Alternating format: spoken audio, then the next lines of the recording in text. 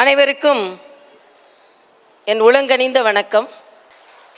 உண்மையிலேயே வந்ததிலிருந்து அகமகிழ்ந்து போயிருக்கிறேன்.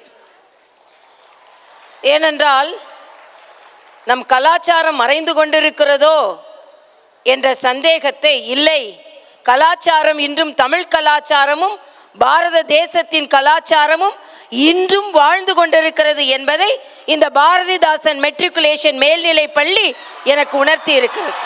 நான் 2 மாநிலத்தின் கவர்னராக இருந்தேன்.